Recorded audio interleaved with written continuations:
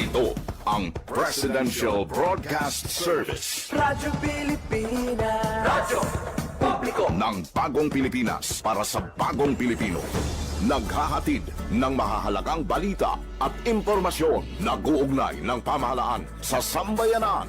Tulay sa himpapawid ng serbisyo publiko. Radyo Pilipinas. Radyo Publiko. Ang boses ng Pangulo. Sa Iloilo, Radyo Pilipinas. 585 AM. Oras ng Radyo Pilipinas, Philippine Standard Time, alas 8:02 sa aga.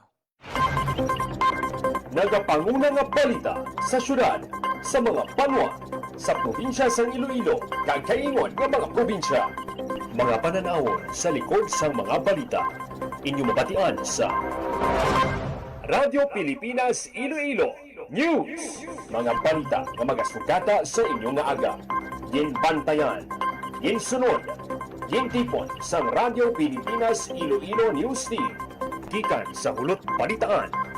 Diretso sa inyong palamatian. Yarian! Radyo Pilipinas Iloilo News!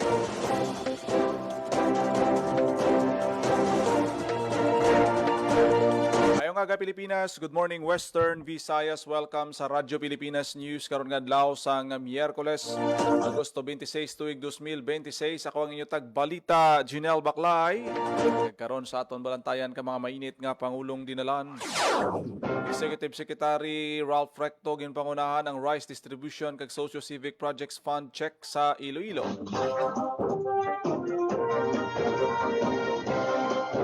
Secretary Recto ginhaylo ang mga presidential scholar sa Iloilo sa idalom sa bawat barangay makikinabang magamito ng bulig para malabot ang ilang handom. Naghinyo man ni sa LGU nga gamito ng LGSF kag iban pa nga resources para sa disaster preparedness. Solo parent sa Banwa Sampavia nagpasalamat sa rice aid nga nabaton sa idalom sang LGSF.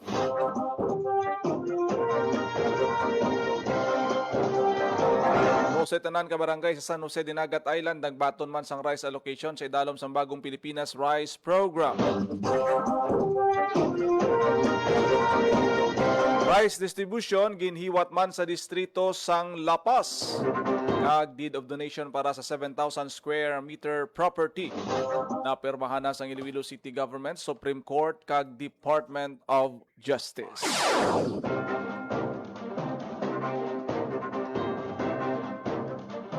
Oras alas 8:05 sa aga kag karon sa detalye sang aton mga balita lokal.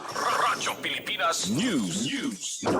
Secretary Ralph Recto ginpangunahan ang rice distribution kag socio-civic projects fund check sa Iloilo kahapon nga Radyo Pilipinas. Radyo Pilipinas. balita Report.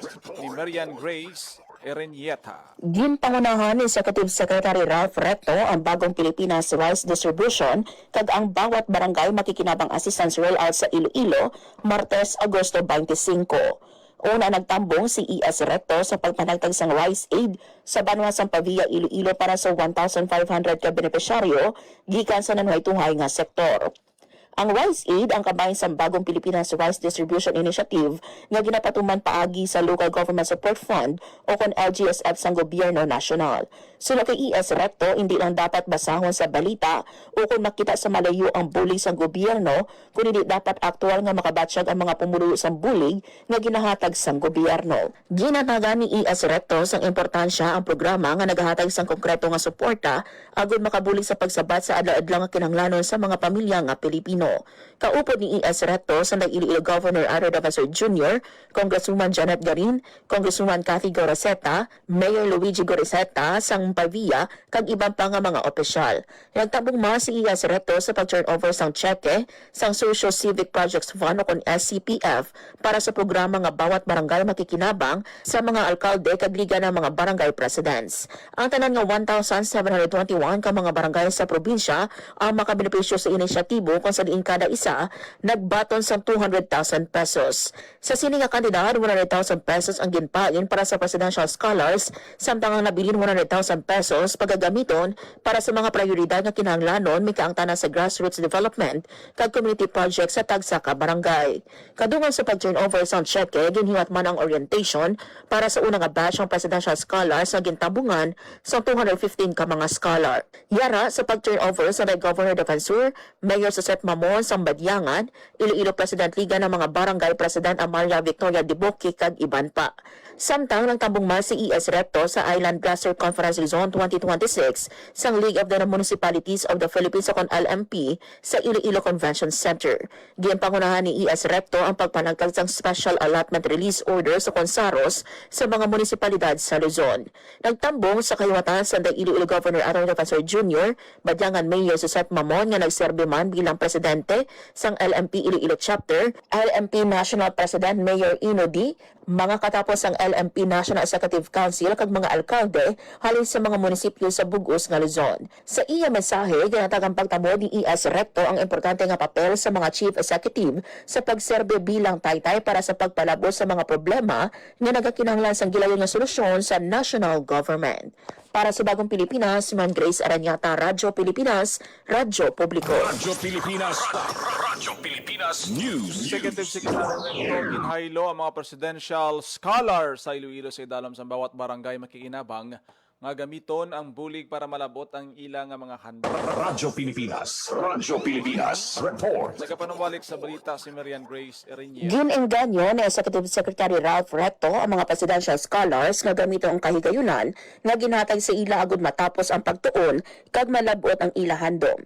Kadungan sa pag-turnover sang cheque sang Social Civic Projects Fund o kon SCPF sa mga local government units sa Iloilo nga kabahin sa bawat barangay makikinabang, ginpahayan na Executive Secretary Recto nga masobra 200,000 ka mga scholar sa bugos nga pungsod ang makabenepisyo sa programa kada tuig. Ginhatagan pagtamo ni Recto nga wala sang imposible para sa mga pamatanon nga may handom kag determinasyon mahimo sila mangimasunod nga mga manudlo, inhenyero, nurse, doktor, abogado, negosyante, kapitan sang barangay, alkalde, gobernador, executive sekretaryo kung presidente sang Pilipinas. Mensahe ni Recto sa mga scholar nga tapuson ang pagtuon, tingwaan ang ila mga handom, kag hindi magpanumdum nga imposible ang paglabot sa mga handom. May yara sang kapin 8,600 ka mga benepisyaryo sang presidential scholarship sa probinsya sang Iloilo nga naghalin sa masobra 1,700 ka mga barangay. Sa buong bansa, mahigit 210,000 presidential scholars ang maaari natin matulungan taon-taon. Kaya sa ating mga scholars, naway maging inspirasyon ito para tapusin ninyo ang inyong pag-aaral. Abutin ninyo ang inyong pangarap, maging susunod na guro, engineer, nurse, doktor, abogado, negosyante, o mga barangay captain, mayor, gobernador, executive secretary, o pangulo ng Pilipinas. Walang imposible. Nabatian ang kabayan sa pahayag ni Recto. Para sa Bagong Pilipinas, Ma'am Grace Aranyata, Radyo Pilipinas, Radyo Publiko. Radyo Pilipinas. Radyo Pilipinas News. Secretary Recto naghinyo sa mga LGU nga gamiton ang LGSF kag iban pang resources para sa disaster preparedness. Radyo Pilipinas. Radyo Pilipinas. Report. Sa detalye sang balita. Naghinyo sa mga local government units si Executive Secretary Ralph Recto nga gamiton sang husto kag epektibo ang pondo nga ginpain sang gobyerno, partikular ang Local Government Support Fund o kon LGSF para sa kaayuhan sang ilang mga pumuluyo. Ini nga panawagon ginhimo ni Recto kasunod sang iya pagtambong sa League of Municipalities of the Philippines Luzon Island Cluster Conference nga ginhiwat sa Iloilo Convention Center sang Martes, Agosto 25. Para kay Recto, importante nga magamit ang mga ini nga pondo sa mga programa nga direkta nga mapuslan para sa kaluwasan kag kaayuhan sang komunidad. Ginatagaman niya sang importansya nga dapat ang tagsa ka munisipyo nga mangin future ready kag disaster ready ilabi na sa atubang sa mga kalamidad kapareho sa mga bagyo kag kasang southwest monsoon o kon habagat. Ginatagan niya sing igtalopangod nga ang mga serbisyo sa ikayong lawas dapat magpabilin nga wala sing untat, ang mga operasyon sa pagluwas dapat mangimadasig, ang pagdulong sa bulig kag ang panguna nga serbisyo dapat magpadayon nga wala sing kasablagan kag ang mga komunidad dapat makabangon sing madasig pagkatapos ang kalamidad. Dugang panirekto nga dapat serisohon sa mga LGU ang issue sa waste management nga isa ka mayor nga problema sa mga komunidad. Bangod sinigin inganyo niya nga ang mga LGU nga gamiton ng LGSF, National Tax Allotment o kon NTA kag ibang pang resources sa pagpabakod sa mga programa para sa pag-adapt sa klima, paghanda kag pagsabat sa kalamidad kag pagdumala sang solid waste. Ay pag-usap sa ating mga LGU. Kung may isang bagay na muling ipinakita ng mga nagdaang bagyo at habagat, ito ay ang future ready na bayan ay dapat disaster ready din. Kailangan tuloy-tuloy ang health services, mabilis ang rescue, agaran at pagbibigay ng ayuda, hindi humihinto ang basic services at mabilis din ang pagpapot. Kasabay nito, kailangan natin seryosohin ang isa sa pinakamatagal na problema ng ating mga komunidad. Basura. Nabatian ang kabayan sa pahayag ni Recto. Para sa Bagong Pilipinas, man Grace Aranyata, Radyo Pilipinas, Radyo Publiko. Radyo Pilipinas Solo parent sa Banwa sa Pilipinas, nagpasalamat sa rice aid nga nabaton sa idalom sang LGSF. Radyo Pilipinas. Radyo Pilipinas. Report. Para sa 60 years old nga si Nanay Luz Cabez, gikan sa Purok 4 sa Pavia, Iloilo, dako ang bulig para sa kapareho niya nga solo parent kag may person with disability nga bata, ang 10 kilo nga bugas nga iya nabaton sa Martes, Agosto 25 sa giniwat nga Bagong Pilipinas Rice Distribution sa idalom sang Local Government Support Fund o kung LGSF sang National Government. Pahayag ni Cabez nga makatipid siya sa pagbakas ng bugas bango sa ginhatag sang National Government. Isa si Cabez sa 1,500 ka pumuluyo sang Pavia, Iloilo nga nakabaton sang rice subsidy sa ginhiwat na distribution sa Pavia Gym nga ginpangunahan ni Executive Secretary Ralph Recto. Nakabaton sang 5 million pesos ang LGU Pavia para sa rice aid sa idalom sang LGSF kung sa diin 8,000 kapamilya ang makabenepisyo. Nagpapasalamat ako sa lahat ng tulong ni President Marcos, lalo-lalo na sa mga katulad naming mga solo parent. Malaking tulong to para sa amin. Nabatian ang kabayan sa pahayag ni Cabez. Para sa Bagong Pilipinas, Mern Grace Aranyata, Radyo Pilipinas, Radyo Publiko. Radyo Pilipinas News. Presidential scholarship sang administrasyon ni Presidente Ferdinand R. Marcos Jr. dako ang bulig para sa isa ka graduating student nga taga Banwa sang Concepcion. Radyo Pilipinas. Radyo Pilipinas. Report. Sa detalye sang balita. Para sa graduating student nga si Christine Arid gikan sa Banwa sang Concepcion, Iloilo, ang presidential scholarship isa ka dako nga bulig sa pagsuporta sa dako nga gastusan sa ulihi nga tuig sa kolehiyo. Sunod kay Arib ang bulig nga ginhatag sa idalom sang programa nga bawat barangay makikinabang ang makahatag sang dako nga alibyo sa iya pamilya. Si Arib nagakuha sang tourism course sa St. Paul University, Iloilo, nagatuyo nga gamiton ng financial aid para sa iya tuition fees kag thesis-related expenses. Isa siya sa masobra 8,000 ka mga presidential scholar sa probinsya sang Iloilo sa idalom sang bawat barangay makikinabang nga programa. Sang Martes, Agosto 25, nagtambong sa orientation sa Iloilo Convention Center ang una nga batch nga masobra sa 200 ka mga scholar, isa ka kahiwatan nga gintambungan ni Executive Secretary Ralph Recto. Masaya at thankful kasi bilang isang graduating student ko is maraming gastusin sa paaralan, lalo na sa tuition, thesis at mga school projects and other school fees. At malaking tulong po to sa pamilya ko, lalo na sa pagbayad ng tuition at sa iba school fees. Nabatian ang kabayan sa pahayag ni Arib. Para sa Bagong Pilipinas, Mern Grace Aranyata, Radyo Pilipinas, Radyo Publiko. Radyo Pilipinas. Radyo Pilipinas News. Nagtambong man si Secretary Ralph Recto sa giniwat nga Luzon National Congress ang League of Municipalities of the Philippines sa Iloilo Convention Center. Naghatag siya sang iyang speech sa pagpanguna man sa distribusyon sa Special Allotment Release Order o kung ZARO. Nagpresenta man sang Island Cluster Output ang Presidential Action Agenda sang LMP National President paagi kay Mayor Ino D. Nagtambong man sa kayawatan sa Iloilo Governor Arthur Defensor Jr., Mayor Suzette Mamon, sang Banwa sang Badyangan, nga mo naman ang President sang LMP Iloilo Chapter, mga miyembro sang LMP National Executive Council, kag mga alkalde sang mga munisipyo sa Luzon. Radyo Pilipinas. Radyo Pilipinas News.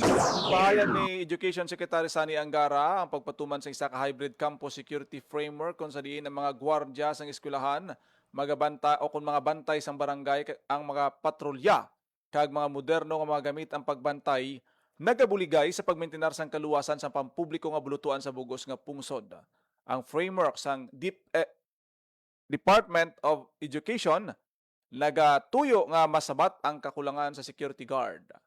Ini ang inisyatiba nga nagapabakod sa mga pag-upnanay sang formal nga gintukod pagi sa DILG Memorandum Circular 2026-037 na nungod sa Safer School Zones. Ang circular naghatag sang pagsulundan sa mga otorisado nga mga katungdanan nga may kahimusan sa koordinasyon kag mga limitasyon. Para sa magagmay nga mga campus nga may manubo sa 500 ka mga estudyante kag medium size ang mga campus nga may 501 to 1,000 ka mga estudyante, ang proposal amo ang pag-assign sa isa ka security guard nga ginasuportahan sa barangay tanod, mga bantay sa baryo kag mga voluntaryo sa Parent Teachers Association sa mga entrance ng eskwelahan sa tion sa pag-abot kag pag-dismiss. Samtang ang mga dalagko naman na campuses nga may 1,001 pataas nga mga estudyante, butangan sang staff duha ka security guards kaupod ang LGU barangay, watchmen para sa perimeter control kag PTA assistance teams. Para naman sa mga dalagko nga mga campuses nga may masobra 3,000 pataas nga estudyante kag mga mega campus, 4 ka mga security guards ang iga-assign nga may dugang nga suporta nga ihatag sang PNP mobile patrols kag local security officers gikan sa LGU. Agod mabasko nga seguridad nga wala nagasalig sing tuman sa dugang nga mga tinawo, hatagan man sang importansya sang DepEd ang mga pamuhunan sa surveillance infrastructure. Pareho sang closed-circuit television cameras, mas maayo nga perimeter lighting, access control systems, kag mga scanner. Radyo Pilipinas. Radyo Pilipinas News. 12 ka mga barangay sa San Jose, Dinagat Island, nagbaton sang rice allocation sa idalom sang Bagong Pilipinas Rice Program. Radyo Pilipinas. Radyo Pilipinas. Report. Sa detalye sang balita. Tanan nga 12 ka barangay sang San Jose Dinagat Islands nakabaton sang rice allocation sa dalong sang Bagong Pilipinas Rice Program ni Presidente Ferdinand R. Marcos Jr. Ang programa gimpondohan sa idalon sang Local Government Support Fund, Growth Equity Fund. Giniwat ang simultaneous rice distribution sang Agosto 18 sa tanan nga 12 ka barangay sa San Jose kung sabing kumpenyente nga nabaton sa mga benepisyaryo ang bugas gikan sa Gobyerno Nasyonal pinaagi sa Local Government Unit sa San Jose sa idalon sang pagpangunan ni Mayor Ruben J.D. Zuniga. Ang mga kwalipikado nga benepisyaryo nakabaton sang tig 15 ka kilo nga bugas ang hindi recipients sa distribution event kag patigayon sa provincial government sa Dinagat Island sang Hulyo 27. Wala man ginlakip sa benepisyaryo ang benepisyaryo sang walang gutom program sang DSWD kag ang mga single in civil status kag nagapuyo upod sa ilang mga ginikanan sa isa ka panimalay. Nagpabutyag si Mayor Zuniga sa iya Facebook video post nga naging proactive ang LGU sa pakig-upod sa national government agud nga mas madawo pa nga pumuluyo sang San Jose ang may bugas sa ila lamesa ilabi na sa nagapadag nga krisis sa ekonomiya. Ang Bagong Pilipinas Rice Program nagatuyo nga empower ang mga LGU nga maghatag sa madasig nga serbisyo kag ipalapit ang mga serbisyo nga ini sa mga pumuluyo. Para sa Bagong Pilipinas, man Grace Aranyata, Radyo Pilipinas, Radyo Publiko. Radyo Pilipinas. Radyo Pilipinas News. Nagpabutyag sa iya pagpasalamat si Barangay Kapitan Oliver Jeronimo sang Luyang Bayumbong kag Liga ng mga Barangay President sang Bayumbong Nueva Vizcaya kay Presidente Ferdinand R. Marcos Jr. para sa Socio-Civic Projects Fund. Payag ni Jeronimo nga dako ang bulig sang programa para sa ila nasakupan. Ginahaylo man ni Jeronimo makaangay niya nga Barangay Kapitan nga usaron ang assistance sang maayo. Radyo Pilipinas. Radyo Pilipinas News. Alkalde sang Kabuyat sa Pilipinas gindayaw ang administrasyon ni Presidente Ferdinand R. Marcos Jr. sa patas kag inklusibo nga pag-release sang LGSF kag Barangay Projects Fund. Radyo Pilipinas, report. Yaring balita. Sa pagpadayon sang administrasyon ni Presidente Ferdinand R. Marcos Jr. sa pag-release ng Local Government Support Fund o kung LGSF kag Social Civic Projects Fund o kung SCPF sa mga local government unit kag barangay nationwide, nagpabutyag si Cabuyao City Mayor Dennis Felipe Hain sang iya apresiasyon kag pagpasalamat sa national government sa patas kag hayag ng alokasyon sang funding support. Ang LGSF na nabaton sa Cabuyao ang ginallocate para sa Bagong Pilipinas Bawat Bayan Makikinabang Rice Program nga ginapatuman sa duha ka hugnat sang distribusyon sa 10 kg nga sako sang bugas sa kapin 28,000 ka senior citizen sa syudad. Nagpasalamat si Hain sa administrasyon ni Presidente Marcos Jr. sa patas kag across the board allocation sang LGSF sa LGUs bisan anuman ang klasifikasyon sang kita sang isa ka syudad o kon munisipalidad. Dugang panihain nga apisar ang syudad may bastante nga pondo para sa operasyon kag paghatag sang social services. Ang LGSF para sa rice program makahatag sang dugang nga benepisyo sa mga pumuluyo ilabo na sa tunga sang pagpanghangkat dala sang global situation. Nagkapati nga alkalde nga ang Bawat Bayan Makikinabang Rice Program makabulig man sa pagpanubo sang violent crime sa mga komunidad base sa iya eksperyensya sa naghatag sang libre nga rice assistance ang city government sa mga pamilya sa iya una nga termino sa pwesto. Magluwas sa LGSF allocation sang Cabuyao, naghatag man ang provincial government sang Laguna sang porsyon sang BBM Rice Program sini sa kapin 3,000 ka solo parents sa syudad.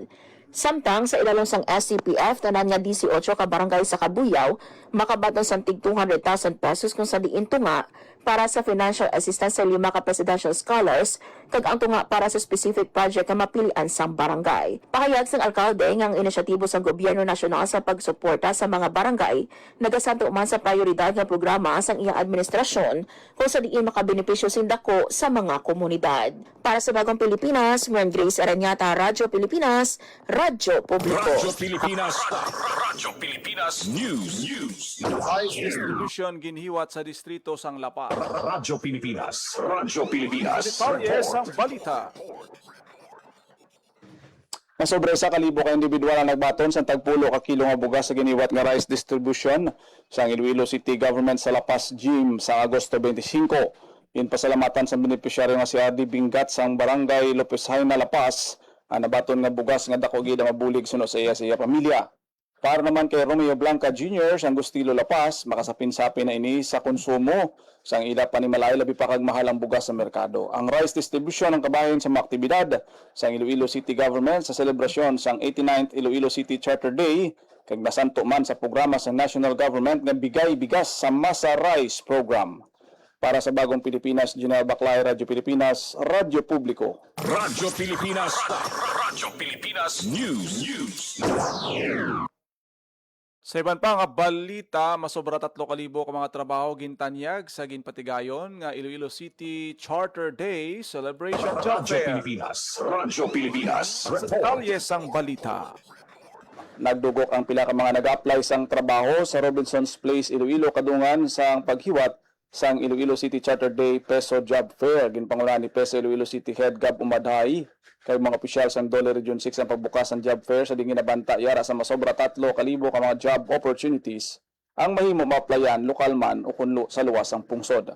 Lakip man sa mga nagpasakop ang pila ka mga government offices kasubong sang Philippine Army nga nagbukas ang recruitment sa mga aplikante. Lakip sa mga nagpasimpalad sa pag-apply ang mga fresh graduates nga sanday Richie John Fuertes sang Barangay Badyang, Anilaw kag Shinji Ligario nga nagalin pa sa Banwasang San Enrique. So no sa ila importante gid nga makakita sang trabaho para makabulig sa ilatag sa kapamilya. Magalawig ang job fair tubto balas 5 sa hapon sa diin bukas man ini sa mga walk-in applicants. Para sa Bagong Pilipinas, General Baclaay, Radyo Pilipinas, Radyo Publiko. Radyo Pilipinas News. Palaging pirmahan sang Iloilo City Government, Supreme Court kag Department of Justice ang deed of donation para sa 7,000 square meters nga non-government owned property o kung government owned property sa Barangay San Pedro Molo nga patindugan sa bago nga Hall of Justice kag Prosecution Complex. Ginpanguna ni Mayor Raisa Treñas ang ceremonial signing kahapon nga adlaw.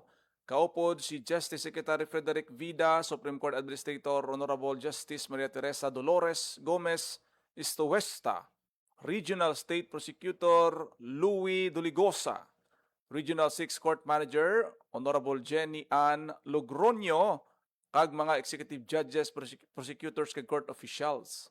Sa iya mensahe ginpahayag ni Justice Gomez Estuesta ang iya pagpasalamat sa city government sa tanan nga bulig agud matuman ang proyekto. Suno sa iya, isa ini ka ehemplo sa maayong nga resulta kung ang nagkalain-lain nga sangay sang gobyerno nagaintindihanay. Samtang ginpahayag naman ni Justice Secretary Frederick Vida ang iya nga deepest gratitude sa Iloilo City Government kay ginakabig ang donation, isa ka profound expression sang suporta sa justice sector. Ginsiling ni Vida nga dako ang pagkinahanglan sang sini nga undertaking, labi na sa pagpasangkad sang prosecution services. Ginkilala niya ang substantial na kontribusyon sang Iloilo City Government paghatag sang permanente nga lugar para sa envisioned Hall of Justice kag prosecutorial offices. Sabay ni Mayor Treñas, ginpahayag niya nga isa sa mga desisyon nga iya ginapabugal bilang public servant tungod kay para sa iya ang good governance hindi lamang parte sa pagtukod sang infrastructure kundi pati man sa pagpasangkad sang mga institusyon nga masaligan sang publiko. Radyo Pilipinas. Radyo Pilipinas News. Sa nauman nga padayon, santo sa orihinal nga schedule ang barangay and SK election, samtang wala pa naprubahan ang hagna nga nagapaiway sini, ini ang ginpahayag ni Iloilo 3rd District Representative Lawrence Defensor sa mga katapo sang media. Pahayag sang kongresista, samtang pending pa ang bill nga nagapostpone sang BSKA, nagapabilin nga epektibong pagpatuman sini. Suno sa iya nga mabalaan na sa madason nga bulan kung mapurbahan ang postponement sa Kongreso. Pagahulaton man sang mamalidha ang justification sa pagpaiway sang BSKA apang sa karon ginaaligar sang kongresista nga nanugunan siya kung hindi madayon ng eleksyon bangod sang pondo nga ginpagwa sang COMELEC para sa aktibidad. Radyo Pilipinas. Radyo Pilipinas News. Ang dumanan sa kaliwan ng bata ng inspirasyon ni Defensor ang pagpatindog sang Mother and Child Hospital sa Putotan, Iloilo. Nang inspirasyon sang kongresista ang handumanan sang iya nagtaliwan nga bata nga si Sabrina sa katumanan sang bag-o nga Mother and Child Facility sa Iloilo Provincial Hospital sa Putotan. Sa iya mensahe silang Defensor nga ang adlaw sang groundbreaking sang pasilidad na tuon man sa kaadlawan sang iya bata nga napatay sa biliary atresia, isa ka tumalagsahon nga masakit sa atay kag apdo sa mga lapsag. Sa panaysayon sa mamalidha, ginpromisa niya nga unang adlaw bilang congressman nga sa pila ka adlaw magapatindog siya sang ospital para sa tanan nga mga nanay kag kabataan sa probinsya sang Iloilo. Naibaluan nga sang Lunes, Agosto 24, ginhiwat ang groundbreaking sa Mother and Child Building nga nagabalor sang 143 million pesos. Radyo Pilipinas. Radyo Pilipinas News. Takot sa bypass operation, ang isa ka barangay kagawad kag 16 anyos nga minor de edad sa ginpatigayon nga operasyon sa Tapok Molo. Nakumpiska ang 90 gramos ang ginapatian suspected shabu nga nagabalor 612,000 pesos. Ginkilalang kagawad kay alias Bonbon, 39 anyos, kag nagapangalagad bilang barangay kagawad sa distrito sang Molo. Ginpatigayon ng operasyon sang Iloilo City Drug Enforcement Unit kag ICPS 4 Station Drug Enforcement Team. Yara na sa kustodiya sang kapulisan ng suspect para sa documentation kag pagpasaka sa nagakaigo nga kaso. Ang 16 anyos naman nga minor de edad gin-turn over sa Balay Dalayunan sa Barrio Obrero. Suno kay PRO 6 Director Randolph Tuanyo ang pagkaaresto sa barangay kagawad. Dako nga bagay agud mapungga ng paglaptas ang iligal nga droga sa komunidad. Nagpahayag man si Tuanyo sa pagkabalaka sa pagkaulamid sang minor de edad nga ginpahanumdom ang importansya sa paghatag proteksyon sa kabataan batok sa impluwensya kag peligro sang iligal nga droga. Radyo Pilipinas. Radyo Pilipinas News. Naglabot sa 165 million pesos nga balor sang illegal drugs na nakumpiska sang PRO6 sa 415 ka mga operation halin sang Mayo 22 tubtob Agosto. Base sa consolidated accomplishments sang PRO6, naglabot na sa 165 million pesos ang standard drug price ang ilan na kumpiska nga illegal nga droga. Nakumpiska man ang 355 gramos sang marijuana nga nagabalor 42,000 pesos. Sa mga Police Provincial Offices kag City Police Office, nagapanguna ang Iloilo Police Provincial Office sa madamo nga nakumpiska nga naglabot sa 10.3 kilos. Yara naman sa 508 ka drug personalities ang natigayon nga madakpan. Suno kay PRO6 Director Brigadier General Randolph Tuanyo ang mga accomplishment resulta sang intelligence-driven, proactive kag community-centered policing lakip ang mas ginpabakod nga koordinasyon sa mga ehensya sang gobyerno kag stakeholders. Radyo Pilipinas. Radyo Pilipinas News. Oras sa Radyo Pilipinas, Philippine Standard Time, alas 8:31 sa agaw. Radyo Pilipinas. Radyo Pilipinas.